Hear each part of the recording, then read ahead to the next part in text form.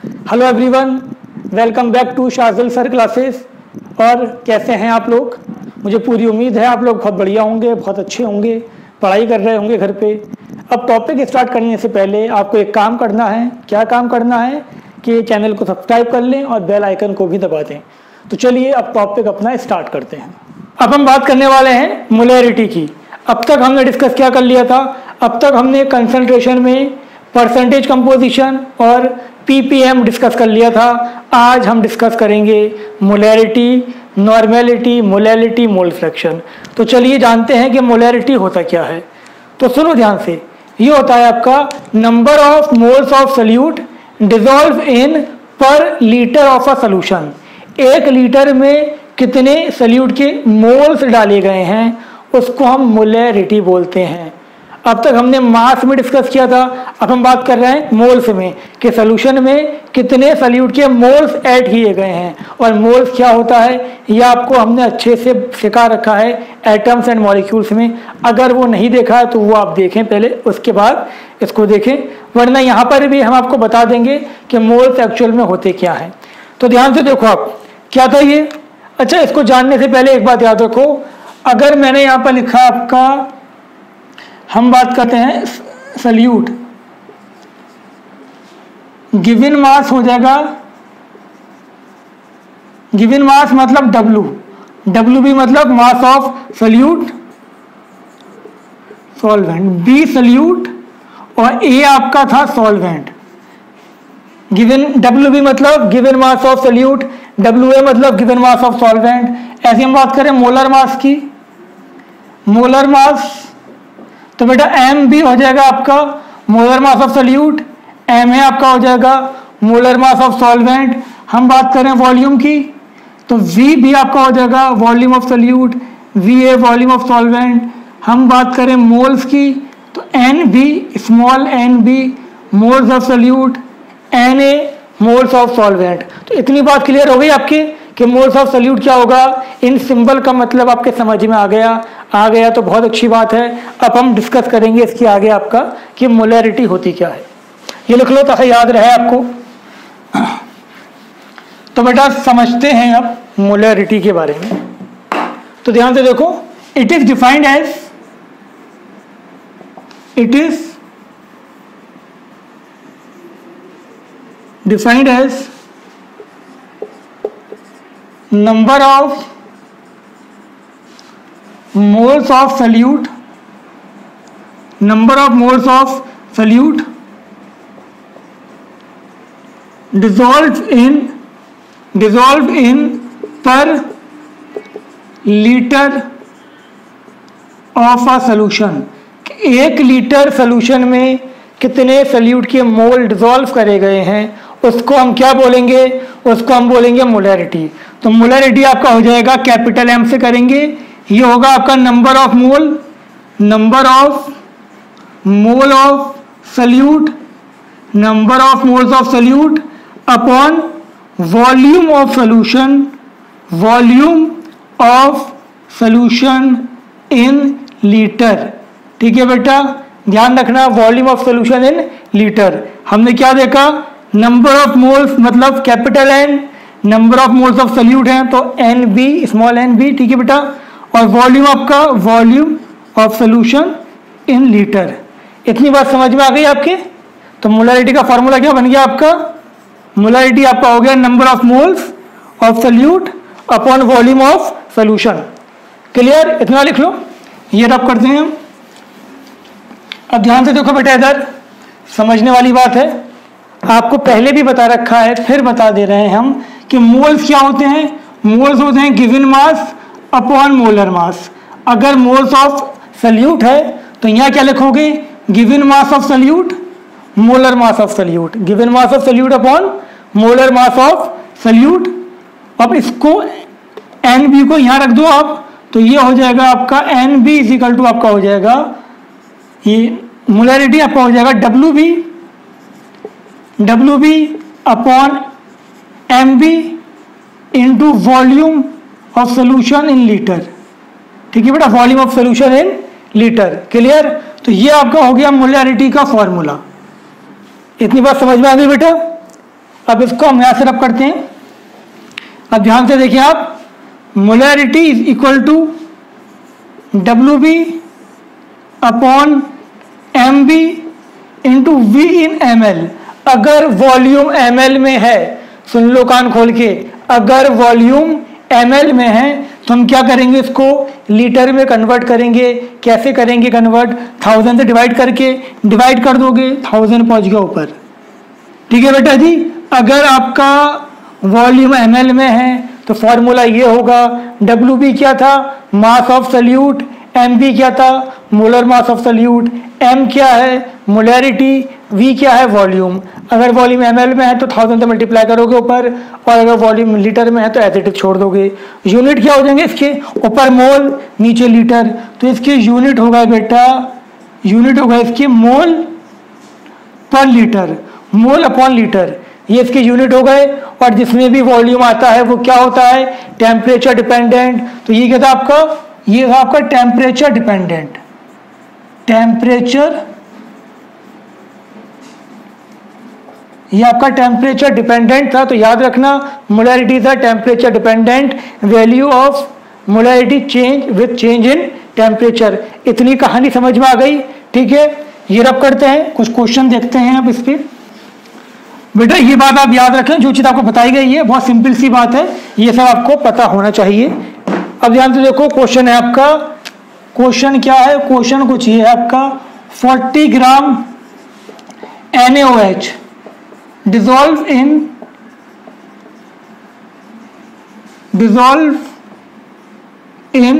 400, dissolve in enough water, dissolve in enough water, dissolve in enough water to make 400 ml solution. Calculate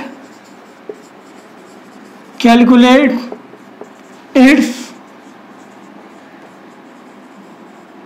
concentration, calculate its concentration in mole पर litre. अगर ऐसे बोला जा रहा है आपसे कैलकुलेट इट्स कंसंट्रेशन इन मोल पर litre, इसका मतलब मोलैरिटी पूछी जा रही है। तो सबसे पहले ये देखो, पूछा क्या गया आपसे? पूछा जा रहा है आपसे मोलैरिटी। ठीक है बेटा, क्वेश्चन में मोलैरिटी पूछा गया आपसे, और ये सल्यूट है, कितने ग्राम है? 40 ग्राम। मतलब WB कितना गिवन है आपको? 40 ग्राम।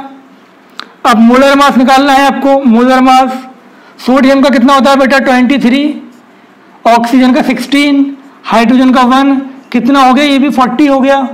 क्लियर? आपको वॉल्यूम कितना गिवन है? वॉल्यूम गिवन है आपको 400 ml। तो वॉल्यूम आपका हो गया 400 ml। अब ध्यान से देखो, फॉर्मूला क्या था? फॉर्मूला था given mass into 1000 upon molar mass into V in ml। ये तो फॉर्मूला था बेटा, सिंपल फॉर्मूला बेस्ड क्वेश्चन है। WB कितना है? WB है 40, ये हो गया आपका 1000। मोलर मास भी 40 है, ये 400, 40 से 40 गया देश, तो कितना आ गया आपका? 2.5 मोल पर लीटर। ठीक है बेटा, ये आपका मोलैरिटी आ गया 2.5। इतनी बात समझ में आ गई आपके? सिंपल सा क्वेश्चन था, मुझे पूरी उम्मीद है समझ में आपके आ गया होगा। क्लियर है बेटा? रब कर देंगे एकदम। चलो, बहुत अच्छी बात। एक बार देख लो ध्यान से, मैं दोबारा बता दे रहा हूं। हमें मास कितना गिवन था सल्यूट का? 40 ग्राम। मोलर मास हमने निकाल लिया, इसका 23 होता है, ये बता रखा है आपको मैंने, या इसका 16, इसका 1।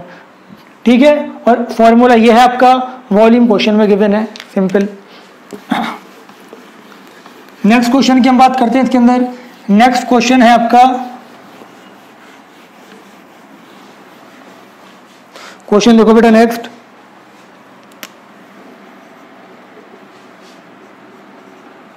How many gram of HCl, how many gram of HCl needed to make 0.1 m 4.1 m 2 litre solution. तो बेटा ध्यान से देख लो, आपसे पूछा जा रहा है कि कितना मास HCl का डाला जाए कि आपका सोल्यूशन कितना बन जाए 0.1 m, मतलब मोलैरिटी कितनी हो उसकी 0.1 और उसका वॉल्यूम कितना हो 2 लीटर। बात समझ में आ गई? ध्यान से देखो क्या क्या गिवन है। पूछा जा रहा है आपसे गिवन मास ऑफ HCl कि कितना मास डाला जाए। मोलर मास कितना है इसका? मोलर मास आप जानते हो H का 1 और इसका 35.5, टोटल कितना हो गया 36.5। मोलैरिटी कितनी गिवन है आपको? मोलैरिटी गिवन है 0.1 मोल पर लीटर। 0.1 m लिखा हो, समथिंग m लिखा हो, या समथिंग मोल पर लीटर लिखा हो, या समथिंग मोलर लिखा हो। 0.1 मोलर का मतलब भी क्या हो गया? मोल पर लीटर। और वॉल्यूम कितना है बेटा? वॉल्यूम आपके पास 2 लीटर। फॉर्मूला आप जानते हो क्या था? Molarity is equal to given mass upon molar mass into volume in litre. अगर लीटर में है तो 1000 से मल्टीप्लाई हमें नहीं करना। तो अब हमें WB निकालना है। WB is equal to molarity into molar mass into volume in litre. मोलैरिटी कितनी है? 0.1। ये कितना है आपका? ये है आपका 36.5। ये हो गया 2, तो ये आपका हो जाएगा 3.65 इंटू 2। सॉल्व कर दो, आंसर आ गया। ठीक है बेटा, बात समझ में आ गई? क्लियर हो गई यहाँ तक बात आपके? ये था, तो इसका आंसर जो भी आज आप लिख देना। इतना क्लियर है आपके यहाँ? तो क्वेश्चन सिंपल सी बात है, व्हाट इज द मास। जब भी पूछा जाए व्हाट इज द मास, मतलब आपसे गिवन मास पूछा जा रहा है। ये रब कर दें। नेक्स्ट हम बात करते हैं अब मोलैरिटी ऑफ डाइल्यूशन। ये नॉर्मल मोलैरिटी पे क्वेश्चन था। नेक्स्ट आता है आपका मोलैरिटी ऑफ डाइल्यूशन। तो मोलैरिटी ऑफ डाइल्यूशन भी समझ लो जरा क्या होता है। तो ध्यान से देखो बेटा, नेक्स्ट टॉपिक इसके अंदर हमारा आ गया मोलैरिटी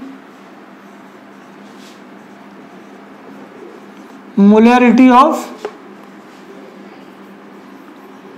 डाइल्यूशन। तो बेटा ध्यान से देखो ये होता क्या है। तो मोलैरिटी ऑफ डाइल्यूशन का मतलब है आपका कोई एक सॉल्यूशन आपके पास है, ठीक है, ये कोई सॉल्यूशन है आपका, इसका कंसंट्रेशन है m1, इसका वॉल्यूम कितना है आपका v1। हमने क्या करा इसके अंदर? सॉल्वेंट एडिड, सॉल्वेंट को ऐड कर दिया हमने इसके अंदर। जब हमने इसके अंदर सॉल्वेंट ऐड कर दिया तो सॉल्यूशन का वॉल्यूम चेंज हुआ।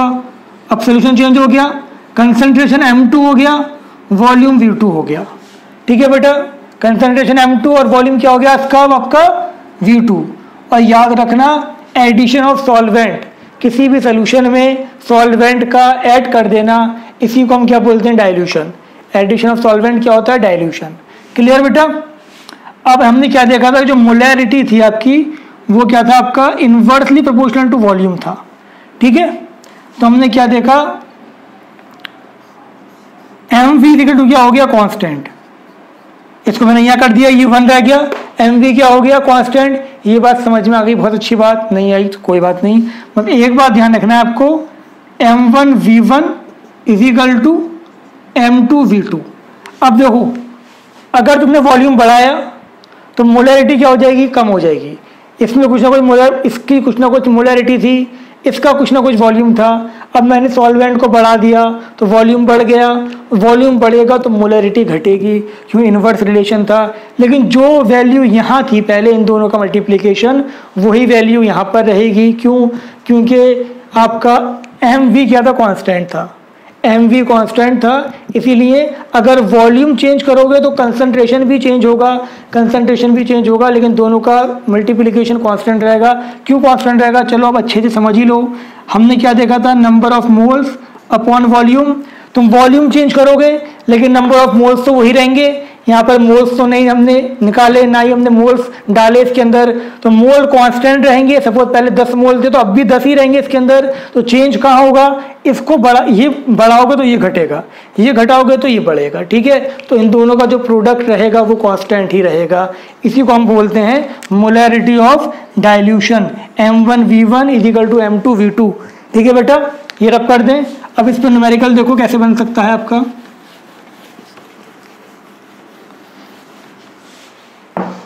क्वेश्चन आपका इस पे ये है आपका क्वेश्चन, समझो ध्यान से। 0.2 मोल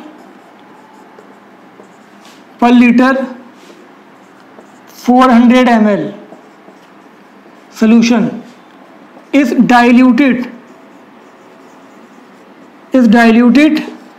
to obtain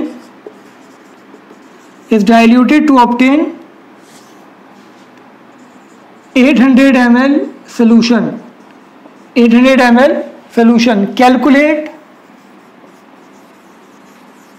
Calculate its molarity. ठीक है बेटा, क्वेश्चन समझ में आ गया। एक सोल्यूशन था जिसकी मोलारिटी कितनी थी आपकी, m1 हो गया आपका 0.2 और v1 कितना था आपका, v1 था आपका 400 m, वॉल्यूम था 400 ml। ठीक बेटा, अब कहा जा रहा है कि उसको डाइल्यूट कर दिया गया। कितना डाइल्यूट कर दिया गया कि उसका वॉल्यूम कितना हो गया 800 ml, mc2 800 ml। अब पूछा जा रहा है कि इसका मोलारिटी क्या होगी। हमें 3 चीज़ें गिवन है, एक चीज़ निकालनी है। फॉर्मूला मुझे पता है, फॉर्मूला क्या है, m1v1 is equal to m2v2। m2 क्या हो जाएगा, m2 is equal to m1v1 upon v2। m1 कितना था बेटा, m1 था 0.2, ये आपका 400, ये आपका 802, कितना आ जाएगा इसका 0.1 मोल पर लीटर। ठीक है बेटा, इतनी बात समझ में आ गई आपके। तो इसको हम बोलते हैं मोलैरिटी ऑफ डाइल्यूशन। याद रखना, जब भी डाइल्यूट करोगे दोनों का जो प्रोडक्ट रहेगा वो कांस्टेंट रहेगा, m1v1 equal to m2v2। Clear बेटा, ये रब कर दें। ऐसी नेक्स्ट एक आपका आता है मोलैरिटी ऑफ मिक्सचर। अब मोलैरिटी ऑफ मिक्सचर देखते हैं जल्दी जल्दी क्या होता है।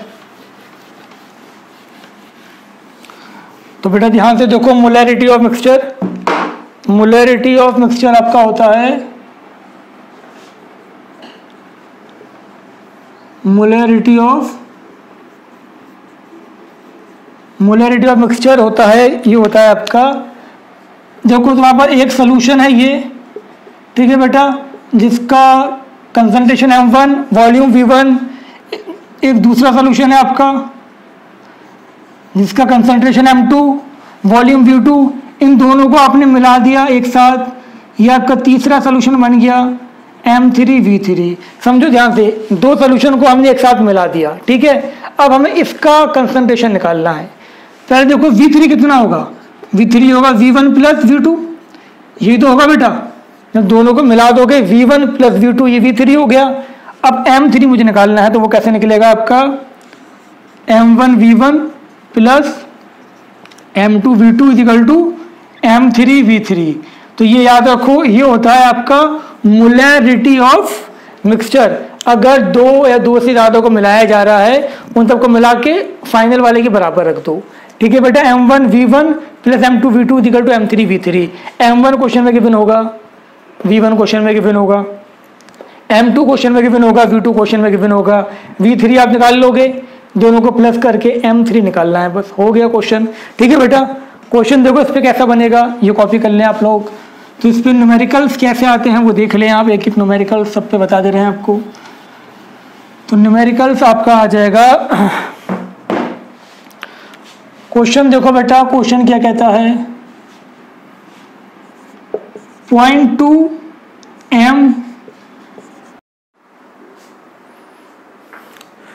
तो बेटा अब इस क्वेश्चन को देखो आप, क्वेश्चन आपका ये कहता है 0.2 m 200 ml HClA mixed with 0.3 m 300 ml HClB, calculate the molarity of resulting mixture. तो यहाँ पर हमें जो फॉर्मूला लगाना है वो कौन सा लगाना है, वो हमें लगाना है मिक्सचर वाला, मोलैरिटी ऑफ मिक्सचर।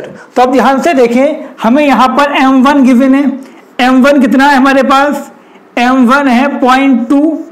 हमारे पास यहाँ पर हमें v1 गिवन है, v1 है हमारे पास 200 ml। ठीक है बेटा, अब हमें यहाँ पर सेकंड सोल्यूशन गिवन है, तो हमारे पास m2 कितना है, m2 हमारे पास हो गया 0.3 मोल पर लीटर। ठीक है बेटा, ये m का मतलब मोलैरिटी, मोल पर लीटर, ये आपका मोल पर लीटर। और v2 कितना हो गया, V2 हमारे पास है यहाँ पर 300 ml। अब आपसे कहा जा रहा है कि आपको M3 निकालना है। ठीक है बेटा, फाइनल इन दोनों को जो हमने मिलाया तो उसके बाद जो सोल्यूशन बना उसकी मोलैरिटी कितनी होगी। अब हमें देखना है कि V3 कितना है हमारे पास। हम जानते हैं V3 कितना होता है, V1 प्लस V2। ये V1 और ये V2 दोनों को मिला दिया तो कितना हो गया बेटा, ये हो गया हमारे पास 200 प्लस 300। कितना हो गया ये हुआ हमारे पास 500 ml। ठीक है बेटा, इतनी बात क्लियर हो गई आपके। अब लगा दो formula, M1 V1 plus M2 V2 is equal to M3 V3। तो हमारे पास M3 बेटा कितना आ गया, M3 हो जाएगा M1 V1 plus M2 V2 upon V3। ठीक है बेटा, सारी वैल्यूज हमें गिवन है। M1 था हमारे पास 0.2, V1 था हमारे पास 200 ml प्लस यहाँ पर हमें गिवन है M2 कितना है 0.3, V2 कितना है बेटा 300 ml और V3 कितना हो गया आपका 500। सॉल्व कर दो, आंसर आ गया। ठीक है बेटा, ये क्या लिखा हुआ है हमने, यहाँ लिखा हुआ है हमने 0.3 और ये 300 ml। इतनी बात क्लियर हो गई आपके। चलो, मुझे पूरी उम्मीद है ये समझ में आ गया होगा। सॉल्व कर लेना, इसका आंसर आ जाएगा। तो ये हमने देखा मोलैरिटी ऑफ मिक्सचर। तो अगर दो सॉल्यूशन गिवन हैं, दोनों को मिलाया जा रहा है और तीसरा सॉल्यूशन बनता है हमारे पास, तो वहां पर हमेशा हम मोलैरिटी ऑफ मिक्सचर वाला फॉर्मूला लगाएंगे। तो यहाँ तक आपकी मोलैरिटी कंप्लीट होती है। जितने क्वेश्चन बन सकता था वो आपको बता दिए गए। नॉर्मल मोलैरिटी पे बता दिए गए, फिर मोलैरिटी ऑफ सोल्यूशन पे, sorry molarity of dilution, then फिर आपका मोलैरिटी ऑफ मिक्सचर। क्लियर हो गई यहाँ तक बात, कॉपी कर लें आप इसको। अब इसके बाद हम डिस्कस करते हैं छोटा सा एक टॉपिक, नॉर्मेलिटी। तो बेटा समझो अब ध्यान से कि नॉर्मेलिटी क्या होता है। नॉर्मेलिटी आपको आनी चाहिए। यहाँ पर हम आपको पूरी नॉर्मेलिटी नहीं बताएंगे, यहाँ पर आपको सिर्फ इतना बताएंगे जो आपके 11 एंट्रेंस में या किसी भी ओलंपियाड्स वगैरह में क्वेश्चन पूछे जाते हैं। तो आप ध्यान से देखिए, हम बात करने वाले हैं अब नॉर्मेलिटी की। नॉर्मेलिटी, इसको कैपिटल एन से रिप्रेजेंट करते हैं हम। तो ये बात आप ध्यान रखें, किससे करेंगे, कैपिटल एन से करेंगे। ठीक है बेटा, अब नॉर्मेलिटी होती क्या है वो बताना अभी कोई ज़रूरी नहीं है। जब 11th में आओगे तो बहुत अच्छे से डिफाइन करी जाएगी। लेकिन फिलहाल आपको थोड़ा याद रखना है कि ये भी क्या होती है आपकी, टेम्परेचर डिपेंडेंट होती है। ये क्या आपका टेम्परेचर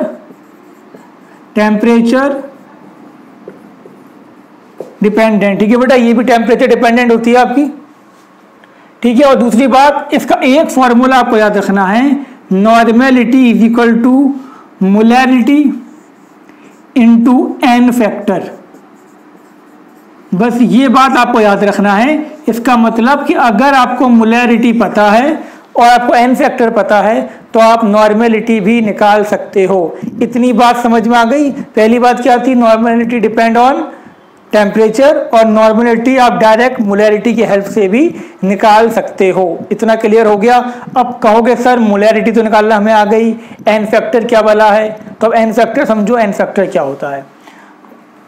तो देखो बेटा, एन फैक्टर के बारे में हम समझते हैं। हम बात कर रहे हैं पहले फॉर एसिड। अगर कोई भी एसिड है और हमें उसका एन फैक्टर निकालना है, एसिड के केस में एन फैक्टर होगा आपका ionisable H plus ion. Ionisable H plus ion, इसका मतलब हो गया अगर आपके पास HCl है, अगर बेटा आपके पास HCl है, आपने HCl को जब वाटर में डाला एक्वस, तो ये कैसे ब्रेक होगा, ये ब्रेक होगा H प्लस, ये ब्रेक होगा Cl माइनस। HCl ऐसे तो ब्रेक होगा, एक H प्लस एक Cl माइनस। तो कितने H प्लस निकले बेटा इसमें, एक H प्लस निकला। तो इसका मतलब इसका जो एन फैक्टर है वो कितना है, 1 है। बात समझ में आ गई, एन फैक्टर हो गया इसका 1। और जब एन फैक्टर 1 है तो इस केस में जो नॉर्मेलिटी होगी वो क्या होगी, मोलैरिटी की बराबर। और जिस एसिड का एन फैक्टर 1 होता है उसको हम बोलते हैं मोनो बेसिक एसिड। याद रखना, मोनो बेसिक एसिड। आपसे कहा जाए कि एक एसिड है जिसकी बेसिसिटी 1 है, तो उसकी नॉर्मलिटी आपको मोलैरिटी गिवन है और नॉर्मलिटी पूछी जा रही है, तो जो मोलैरिटी होगी वही उसकी नॉर्मलिटी होगी। आ गई बात समझ में? चलो बहुत अच्छी बात है। अब हमारे पास देखो ध्यान से, यहाँ मेरे पास है H2SO4, ठीक है बेटा। अब H2SO4 को देखो ध्यान से, जब मैंने इसको वाटर में डाला, ठीक है, तो ये कैसे ब्रेक होगा? 2H प्लस SO4 2 माइनस, कितने H प्लस रिलीज हुए यहाँ पर? 2H plus. एन फैक्टर कितना हो गया इसका? एन फैक्टर इसका कितना हो गया बेटा? जल्दी बताओ। इसका एन फैक्टर हो गया आपका 2, और जब एन फैक्टर 2 हो गया तो यहाँ पर normality is equal to 2 times of molarity. और ऐसे एसिड को हम क्या बोलेंगे? Dibasic acid. ठीक है बेटा जी, इतनी बात समझ में आ गई आपके? तो ऐसा एसिड जिसका एन फैक्टर 2 हो वो डाइबेसिक एसिड, और सल्फ्यूरिक एसिड H2SO4 आपका डाइबेसिक एसिड है। अगर आपको मोलैरिटी गिवन है तो आप इसकी नॉर्मेलिटी बहुत आराम से निकाल सकते हो। क्लियर हो गई यहाँ तक बात? नेक्स्ट हम बात करते हैं, थर्ड देखें आप। नेक्स्ट एग्जाम्पल हमने यहाँ लिखा आपका, सपोज ये लिखा हमने H3PO4, ठीक है, नॉर्मल H3PO4 लिखा हुआ है, कोई डिसोसिएशन नहीं गिवन। तो हमें याद होना चाहिए कि जब इसको पानी में डालोगे तो ये अल्टीमेटली आपको 3H प्लस देगा, और यहाँ पर आपको PO4 3 माइनस। ये जितना बताया जा रहा है ये याद होना चाहिए। तो एन फैक्टर कितना हो गया बेटा? एन फैक्टर हो गया 3 इसका। क्लियर? 3H प्लस निकले, तो इस केस में नॉर्मेलिटी कितनी हो गई? 3 टाइम्स ऑफ मोलैरिटी, और ये क्या हो गया? Try basic acid. तो बेटा बहुत सिंपल चीज है, टफ नहीं है। अगर ट्राई बेसिक एसिड है तो जो मोलैरिटी होगी उसकी 3 टाइम्स उसकी नॉर्मेलिटी होगी। और कौन सा ट्राई बेसिक है वो आपको लिखवा दिया जा रहा है यहाँ पर, तो ज्यादा डरने की या कंफ्यूज होने की जरूरत आपको नहीं है। क्लियर बेटा? ऐसे एक देखो, ये H3PO3, ये फॉस्फोर, ये आपका फॉस्फोरिक एसिड था, ये आपका फॉस्फोरस एसिड है। तो बेटा यहाँ ध्यान से देखो, ये जो फॉस्फोरस एसिड है जब इसको पानी में डालते हो तो ये ब्रेक होता है आपका 2H प्लस HPO3 2 माइनस। कैसे पता? ये बात की बातें हैं, अब जो आपको बताया जा रहा है वो आपको याद रखना है। कभी अगर ये एसिड आ जाए तो इसका एन फैक्टर 3 नहीं होगा, 2 होगा। ये ध्यान रखना, ऐसा नहीं है कि जितने H प्लस होंगे उतना एन फैक्टर होगा। यहाँ पर एक H था तो एन फैक्टर 1 था, यहाँ 2 थे एन फैक्टर 2 था, यहाँ 3 थे 3 था, बट यहाँ पर भी H3 है तो एन फैक्टर कितना है? 2 है। और इसका नॉर्मेलिटी कितनी हो जाएगी बेटा? 2 टाइम्स ऑफ मोलैरिटी, और ये हो जाएगा आपका डाई बेसिक एसिड। ऐसे बहुत सी एग्जाम्पल आपको दी जा सकती हैं, बट आपके लिए अभी इतना ही काफ़ी है। तो याद रखना कि अगर बोल दिया जाए डाई बेसिक तो मतलब normality is twice of molarity. Clear? ये रब कर दे सब। चलो बहुत अच्छी बात। अब हम बात करते हैं फॉर बेस। एसिड की तो बात हमारे समझ में आ गई। अब हम बेस के लिए देखते हैं कि अगर कोई बेस है तो हमारा उसका एन फैक्टर कितना होगा। तो बेटा जी बहुत ध्यान से देखो, अब हम बात करते हैं for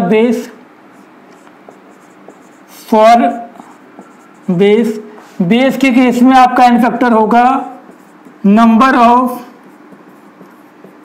ionisable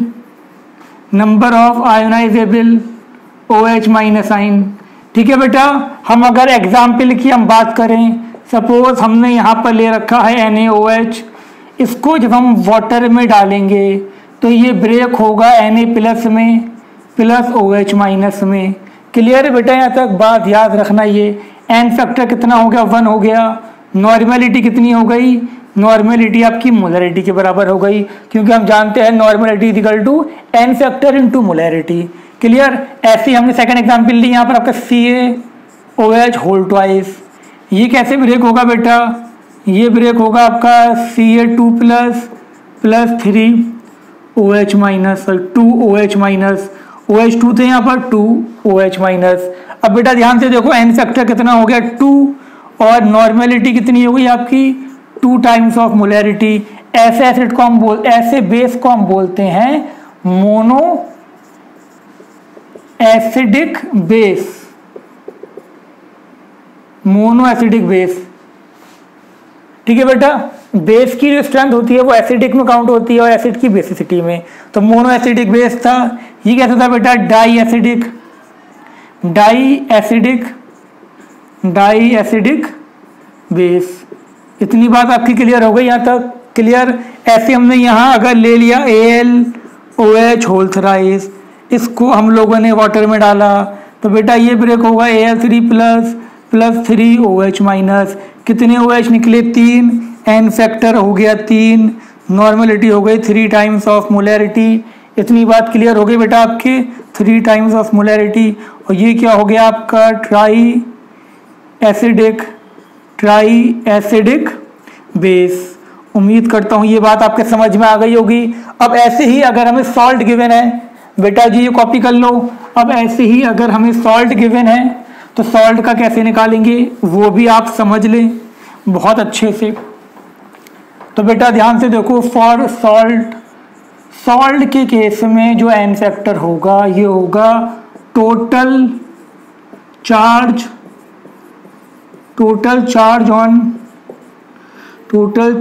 on cation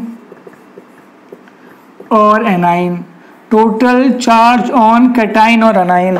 cation और अनाइन के ऊपर जो टोटल चार्ज होगा वो इसका एन फैक्टर होगा। जैसे अगर मेरे पास NaCl है, ये सॉल्ट है, ये कैसे ब्रेक होगा बेटा, Na प्लस Cl माइनस जो पानी में डालोगे।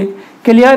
पॉजिटिव चार्ज कितना है 1, नेगेटिव चार्ज भी कितना है 1, एन फैक्टर कितना हो गया 1, और यहाँ पर आपका नॉर्मेलिटी कितनी हो गई, मोलैरिटी के बराबर। ऐसे ही मैंने यहाँ पर लिखा आपका Cl2, इसको जब पानी में डालोगे तो Ca2 plus 2Cl minus, positive कितना हो गया 2 हो गया। अब नेगेटिव देखो बेटा, एक Cl पे एक नेगेटिव, 2 पे कितना हो गया 2। तो हमेशा चार्ज बराबर ही आएगा, कम कैटाइन और अनाइन का चार्ज कम ज़्यादा नहीं आएगा, हमेशा बराबर आएगा। तो टोटल पॉजिटिव चार्ज भी 2 है, टोटल नेगेटिव चार्ज भी 2 है, एन फैक्टर 2 हो गया। नॉर्मेलिटी आपकी हो गई 2 टाइम्स ऑफ मोलैरिटी। ऐसे ही मैंने यहाँ लिखा Al2SO4 का होल थ्राइस। जब इसको पानी में डालोगे, Al कितने हैं 2, Al पे कितना आता है 3 प्लस ये सल्फेट कितने हैं 3, सल्फेट पे कितना आता है बेटा, सल्फेट पे आता है 2 माइनस। ठीक है बेटा, सल्फेट पे कितना हो गया आपका, Al आपका कितना हो गया यहाँ पर 2, Al3 प्लस 3SO4 2 माइनस। ठीक है बेटा, अब आप मुझे बताएं कितना हो गया। तो देखो ये टोटल 2 3 6, 3 2 6, तो टोटल पॉजिटिव भी 6 है, टोटल नेगेटिव भी कितना है आपका 6। तो एन फैक्टर कितना हो गया 6, और नॉर्मेलिटी क्या हो गई बेटा 6 टाइम ऑफ मोलैरिटी। बस आपको अभी इतना ही याद रखना है इसके बारे में कि हमें अगर मोलैरिटी गिवन है तो हम नॉर्मेलिटी कैसे निकाल सकते हैं। क्लियर हो गई यहाँ तक बात? ये रब कर दें, चलो ये रब कर देते हैं। अब इस पर कुछ क्वेश्चन देखते हैं। क्वेश्चन एक सिंपल सा क्वेश्चन देख लो। क्वेश्चन है आपका, calculate the normality of first है आपका 0.2 m H3PO4, सेकंड है आपका 0.2 m H3PO3, थर्ड है आपका 0.2 m H2SO4, फोर्थ है बेटा आपका 0.2, ये आपका H2SO4 था, 0.2 m NaOH। ठीक है बेटा, तो पहला केस देखो अभी बता रखा है आपको, अगर सिंपल एसिड गिवन है आपका तो ये H3PO4 क्या था, फॉस्फोरिक एसिड। कौन सा एसिड था बेटा, ये था आपका फॉस्फोरिक एसिड। फॉस्फोरिक एसिड का इनफैक्ट अभी बताया था कितना था 3, यानी कि ये क्या था ट्राई बेसिक। तो मैं अगर इसकी बात करता हूँ फर्स्ट वाले की, तो नॉर्मेलिटी कितनी हो जाएगी 3 इंटू 0.2, और कितना होता है 3 2 0.6। ठीक है बेटा 0.6। क्लियर। ऐसे ये क्या था बेटा, ये था फॉस्फोरस एसिड। फॉस्फोरस एसिड था बेटा ये, इसका एन फैक्टर कितना बताया था आपको अभी, एन फैक्टर 2। तो इस केस में मैं अगर बात करता हूँ नॉर्मेलिटी हो जाएगी आपकी 2 इंटू 0.2 कितना हो गया 0.4। क्लियर हो गई यहाँ तक बात। ऐसे हम इसकी बात करते हैं, ये H2 तो 4 है, आपको बताया था इसका एन फैक्टर कितना था आपका 2, तो इसका भी कितना हो जाएगा, ये हो जाएगा आपका normality is equal to 2 into 0.2 कितना हो गया 0.4। इतनी क्लियर है बेटा। NaOH बताया था एन फैक्टर कितना था इसका 1 था, तो normality is equal to 1 into 0.2 कितना हो गया 0.2। क्लियर हो गई यहाँ तक बात। तो याद रखना जो एग्जाम्पल आपको दिए हैं वो इंपॉर्टेंट है, आई हुई है 11th एंट्रेंस में या किसी भी ओलंपियाड्स में, तो इसको अच्छे से पढ़ लेना। नॉर्मेलिटी को हम यहीं ख़त्म करते हैं। याद रखना नॉर्मेलिटी भी टेम्परेचर डिपेंडेंट है, मोलैरिटी भी टेम्परेचर डिपेंडेंट है। ठीक है बेटा, रब करेंगे। अब हम थर्ड पे आते हैं, इसके अंदर जो है हमारे पास मोलैलिटी। तो मोलैलिटी को अच्छे से समझ लो, ये भी सिंपल सा कॉन्सेप्ट है इसका, तुम लोग होशियार बच्चे हो, समझ में आ जाएगी सबके। ठीक है, तो अपनी होशियारी दिखाओ यहाँ पर और इसको समझने की कोशिश करो। क्या समझोगे? अब देखो हम बात करते हैं इसके अंदर मोलैलिटी। वो मोलैरिटी था, आर था, ये मोलैलिटी है, इसका सिंबल है स्मॉल m। ठीक है बेटा। अब मोलैरिटी क्या था जल्दी बताओ, कल बताया था आपको, लास्ट क्लास में बताया था कि मोलैरिटी क्या था। तो मोलैरिटी क्या था बेटा, मोलैरिटी था कि सॉल्यूशन में कितने सल्यूट के मोल डिसॉल्व हैं, उसको हम मोलैरिटी बोलेंगे। अब मोलैरिटी क्या होगा, सॉल्वेंट में कितने मोल्स डिसॉल्व हैं, वो था number of moles of solute dissolve in per litre of a solution. ये है आपका, it is defined as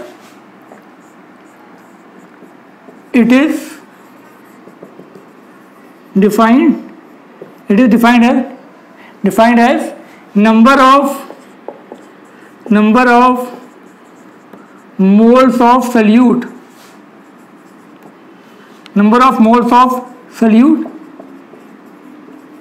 dissolves in per kg of a solvent, पर केजी ऑफ अ सॉल्वेंट। तो बेटा जी ये बात याद रखो, वो सोल्यूशन के लिए था, ये सॉल्वेंट के लिए है, वहाँ लीटर था, यहाँ पर केजी है। इसका फॉर्मूला क्या हो जाएगा, फॉर्मूला समझो। तो मोलैलिटी इज इक्वल टू आपका हो जाएगा बेटा, मोलैलिटी इज इक्वल टू ये हो गया number of moles of salute upon mass of solvent in KG. Clear हो गई यहाँ तक बात। अब देखो नंबर ऑफ मोल्स क्या होता है, नंबर ऑफ मोल एन से करते हैं, सल्यूट की बात आ रही है तो एन भी, नीचे क्या आ जाएगा मास ऑफ सॉल्वेंट। मैंने आपको बता रखा है कि गिवन मास ऑफ सॉल्वेंट को W से, मास को W से करेंगे, सॉल्वेंट मतलब A, मास ऑफ सॉल्वेंट किस में है, ये केजी में है। और आप जानते हो कि नंबर ऑफ मोल्स क्या होता है बेटा, नंबर ऑफ मोल्स होता है गिवन मास अपॉन मोलर मास। ठीक है ना बेटा जी, बता रखा है आपको, गिवन मास अपॉन मोलर मास। ये सल्यूट की बात थी, तो mass of solute upon molar mass of solute. Clear हो गई यहाँ तक बात, दिख रहा है ये आंखों से, आंखें सबकी सही काम कर रही हैं। तो देखो ध्यान से यहाँ पर मोलैलिटी क्या हो गया बेटा, इसकी जगह रख दो मोल्स का फॉर्मूला। मोल्स आपको हमने मोल कॉन्सेप्ट में बता रखे हैं, और अगर वो नहीं भी पढ़ा है आपने अभी तक तो पढ़ लो तो ज़्यादा अच्छी बात होगी, वरना तब भी कोई प्रॉब्लम नहीं है, समझ में आ जाएगी बात। ठीक है, मोल्स की जगह रख दें आप मास, ये आ गया आपका molar mass into given mass of solvent in KG. तो एक फॉर्मूला हो गया आपका ये। ठीक है बेटा जी। अब ये देखो molality is equal to WB upon MB into WA in gram. अगर ये ग्राम में गिवन है तो क्या करोगे, केजी में कन्वर्ट करोगे, और केजी में कन्वर्ट करने के लिए क्या करा जाता है बेटा, डिवाइड करोगे 1000 से, 1000 पहुंच जाएगा ऊपर, तो ये आपका हो गया ये। तो अगर ग्राम में गिवन है तो 1000 से ऊपर मल्टीप्लाई कर देना है, केजी में गिवन है तो नॉर्मल रख दो ऐसे ही। इतनी बात क्लियर आपके एकदम बढ़िया, चलो बहुत अच्छी बात है। तो ये उम्मीद करता हूँ आपके समझ में आ गया होगा। क्लियर हो गई यहाँ तक बात। चलो अब इस पर कुछ न्यूमेरिकल लिखते हैं हम। तो बेटा याद रखना M क्या था इसके अंदर, पहले देखो M था इसके अंदर, M था मोलैलिटी, इसके अंदर WB क्या था, WB था आपका given mass of solute, WA क्या था बेटा, गिवन मास ऑफ सॉल्वेंट। समझ में आ गई यहाँ तक बात? तो ये बात याद रखो अच्छे से, फटाफट कॉपी कर लो। और एक बात और, यूनिट क्या हो जाएंगे बेटा, ऊपर मोल है नीचे केजी है, ऊपर मोल नीचे केजी, तो यूनिट क्या हो गया इसका, यूनिट हो गया इसका मोल पर केजी। यूनिट कितना हो गया इसका, मोल पर केजी। और याद रखो ये टेम्परेचर इंडिपेंडेंट है। ठीक है बेटा, इतनी बात समझ में आ गई, it is temperature independent. Copy करो फटाफट।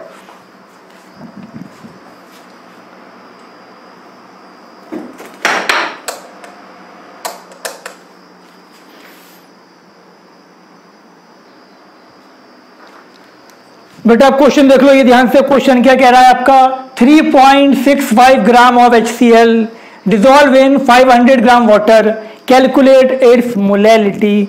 हमसे पूछा क्या गया बेटा, ध्यान से देखो, पूछा गया हम लोगों से मोलैलिटी। गिवन क्या है हमें, WB गिवन है कितना, 3.65 ग्राम। क्लियर। अब हमें MB पता है कितना होगा इसका मोलर मास।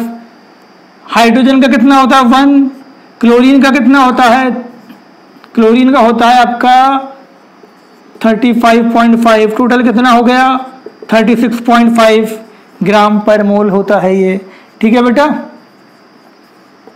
अब हम बात करें आपका क्या, हमें WA कितना गिवन है बेटा, ये हमें गिवन है, ध्यान से देख लो, ये हमें गिवन है 500 ग्राम। बात आई समझ में। हमें ये क्या गिवन है, सल्यूट का मास, WB मतलब मास ऑफ सल्यूट। अब जो सल्यूट है इसका मोलर मास निकाल लो, ये निकाल लिया हमने इसका मोलर मास MB। और WA मास ऑफ सॉल्वेंट कितना गिवन है 500। फॉर्मूला हम लोगों को पता है, molality is equal to WB into 1000 upon MB into WA in gram. WB कितना था बेटा जी, ये था 3.65 1000, ये हो गया आपका 36.5। WA कितना है हमारे पास, WA हमारे पास है 500। तो बेटा ध्यान से देख लो इसको। अब ये कितना आ गया आपका, ये आ गया 0.1, ये कितना आ गया आपका 2 हो गया, तो यहाँ कितना आ गया आपका 0.2 मोल पर केजी। ठीक है बेटा, इतनी बात समझ में आ गई, तो ये आपका इसका आंसर आ गया। समझ में आ गया ना? ठीक है, कॉपी कर लो इसको भी। इसमें एक ही क्वेश्चन काफ़ी है, वैसे तो बहुत बड़ा टॉपिक है ये। अगर ये आपको जानना है तो जो 11वीं क्लास के लेक्चर हैं वो भी देख लेना, 11वीं में ज्वाइन कर लो तो वो भी देखने को मिल जाएंगे आपको। ठीक है बेटा, फिलहाल इसके लिए इसमें इतना ही। अब हम बात करते हैं इसके अंदर अब बात करेंगे हम किसकी बात करेंगे, मोल फ्रैक्शन। लास्ट टॉपिक है इसका मोल फ्रैक्शन। तो इसको तो रब कर देते हैं हम, ये कर दिया हमने रब। अब समझ लो मोल फ्रैक्शन क्या होता है। शायद तुमने नाम सुना हो, नाम तो खैर नाम तो सुना ही होगा, मैंने सुनाया था लास्ट लेक्चर में। अगर देखा है, नहीं देखा है तो देख लो जाके। तो देखो बेटा, हम बात कर रहे हैं किसकी, मोल फ्रैक्शन। ठीक है बेटा जी, इसको हम लोग किससे करते हैं, एक्स से करते हैं। ठीक, ये काटा नहीं है हमने, ये एक्स है। ये क्या होता है, पहले डेफिनेशन समझ लो। It is defined as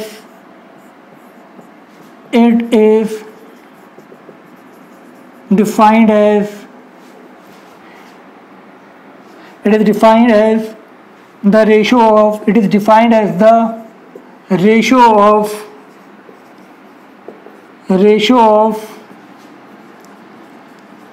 mole of one component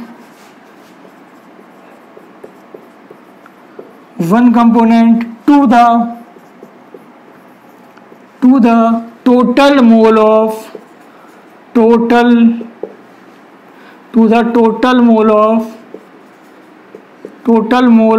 all component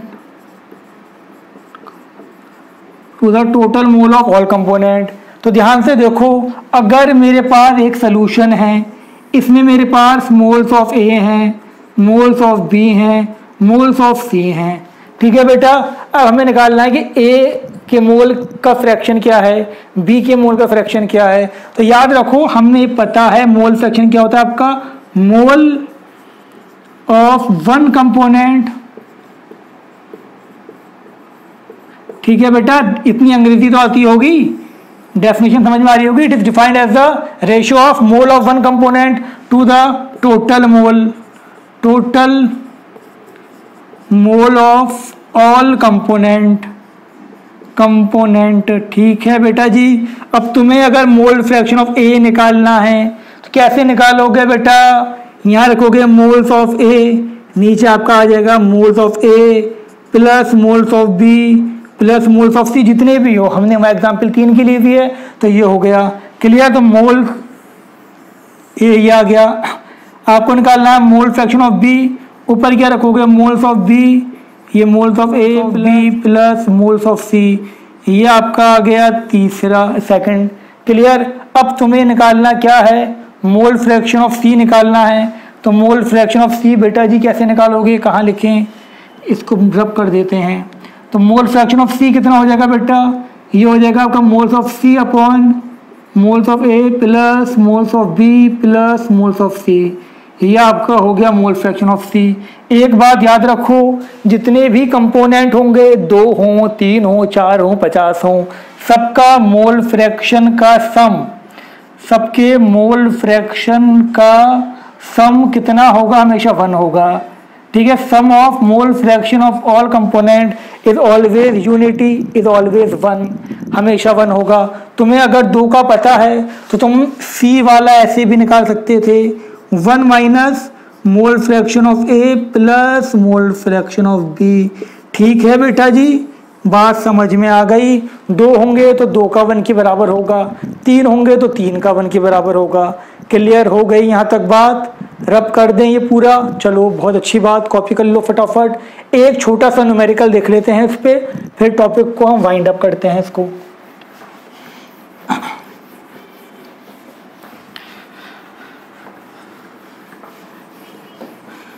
तो देखो बेटा, अब ध्यान से आगे बढ़ते हैं हम। क्वेश्चन ध्यान से समझ लो, क्वेश्चन क्या कह रहा है, कुछ तो कह रहा होगा। क्वेश्चन आपका ये है क्या था आपका, 32 gram of methanol,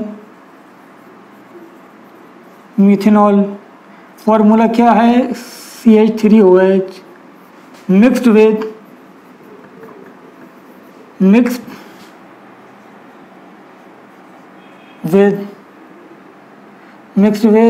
36 gram of water, water मतलब H2O। कैलकुलेट मोल फ्रैक्शन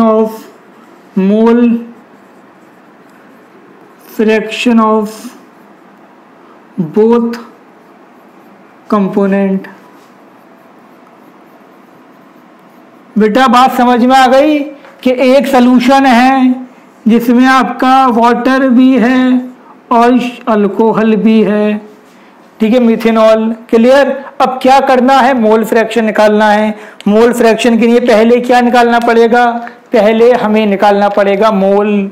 तो मोल कैसे निकलेगा बेटा, हमें सबसे पहले निकालना है, देखो हमें क्या क्या गिवन है, हमें गिवन है मास ऑफ मिथेनॉल CH3OH कितना गिवन है, ये 32 ग्राम। अब इसका मोलर मास देख लो बेटा, CH3OH कार्बन का 12 होता है, 4 + 16 कितना हो गया, ये हो गया तुम्हारा 32 ग्राम। आ गई बात समझ में, 20 और 12 32। ऐसे ही ध्यान से देखो, अब इसके मोल्स कितने हो जाएंगे बेटा, मोल्स होता है गिवन मास अपॉन मोलर मास, मोल्स हो गया 32/32, कितना आ गया, 1 मोल आ गया। तो मोल्स ऑफ मिथेनॉल तो आ गए हमारे पास। अब हम बात करते हैं गिवन मास ऑफ वाटर कितना है, वाटर का 36 ग्राम है, और वाटर का मोलर मास कितना होता है बेटा, ये होता है आपका 18। ठीक है बेटा, पता होगा वाटर का 18 होता है, 2 + 16 18 ग्राम। अब वाटर के मोल्स निकाल लो, कितना हो गया 36/18, ये आ गया 2। इतनी बात आपके समझ में आ गई बेटा, दिख रहा होगा, ठीक है ना। अब क्या करना था हम लोगों को, हमें निकालना था मोल फ्रैक्शन। तो मैं ये रब कर देता हूँ क्वेश्चन ऊपर से। तो बेटा जी ध्यान से देखो, मोल फ्रैक्शन ऑफ वाटर निकाल लो पहले। तो ऊपर क्या आएगा, मोल्स ऑफ वाटर, नीचे क्या आएगा, moles of water plus moles of methanol. तो ये हो गया हमारा, कितना था 2, ये कितना था 2 + 1, तो ये 2/3 आ गया। ठीक है बेटा, समझ में आ गई बात, 2/3। अब हमें निकालना था मोल फ्रैक्शन ऑफ मीथेनॉल, या तो उसको 1 में से माइनस कर दो या ऐसे कर दो सिंपल। ऊपर अब आ जाएगा methanol CH3OH upon this plus, ध्यान से देख लो बेटा, moles of water plus moles of CH3OH। तो ये आपका हो जाएगा 1/3, वो 2/3, ये 1/3। समझ में आ गया होगा, नहीं आया तो आना चाहिए समझ में। दोबारा देखो और समझो, समझते हुए चलोगे, थोड़ी लेवल से ऊपर की बातें हैं, लेकिन अभी से समझते हुए चलोगे तो तुम्हारे लिए कोई भी कंपटीशन निकालना आसान होगा। ठीक है बेटा, इस लेक्चर में इतना ही। अब हम नेक्स्ट लेक्चर में डिस्कस करेंगे सस्पेंशन एंड कोलाइडल सॉल्यूशन।